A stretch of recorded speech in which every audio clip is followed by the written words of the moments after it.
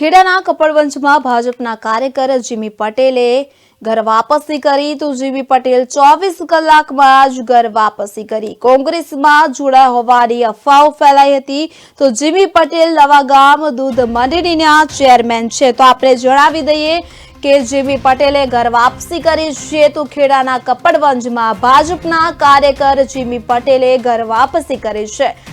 તો ખેડાના કપડવંજમાં ભાજપના કાર્યકર કે જેઓએ ઘર વાપસી કરી કોંગ્રેસમાં જોડાયા હોવાની અફવાઓ ફેલાઈ હતી।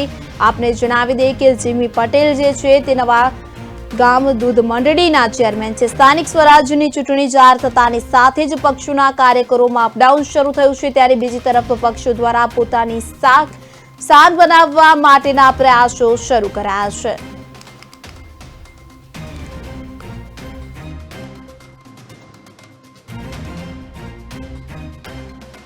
એ મારા પર્સનલ કામ માટે હું બિમલભાઈ અમારા પૂર્વ ધારાસભ્ય હતા, તેમને કામથી પૂર્વ મારા કામથી મળવા ગયો હતો અને જેમને મને કેસ પહેરાવ્યો એટલે એમના માન ખાતર મારાથી બોલાવ્યું નહોતું।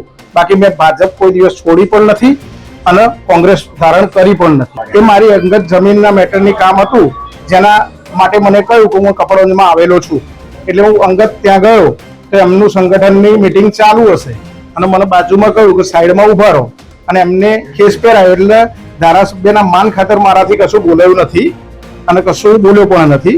બાકી હું સક્રિય ભાજપનો કાર્યકર છું અને સક્રિય ભાજપ જ રહીશ, કોંગ્રેસમાં કોઈ દિવસ જોડાયો પણ નથી। એ ગેરરીતિ છે અને યોગ્ય ના ગણાય। બાકી આપણે ધારણ કરેલું નથી અને આપણે કોંગ્રેસમાં ગયા પણ નથી।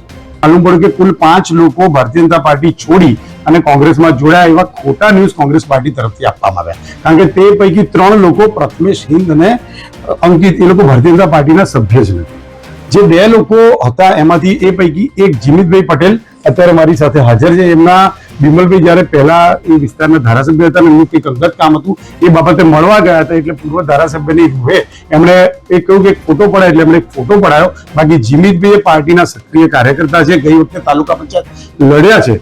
આ વખતે સંગઠન પરમાં જેઓએ 255 કરતા વધારે સામાન્ય સભ્યો ભરાઈને પોતે સક્રિય સભ્ય આ વખતે પણ બન્યા છે અને એટલા હદે પાર્ટીના કમિટેડ કાર્યકર્તા છે કે ટિકિટ માટે એ પક્ષની બદલા બદલી કરે એવા કાર્યકર્તા નથી। માટે કોંગ્રેસ આવો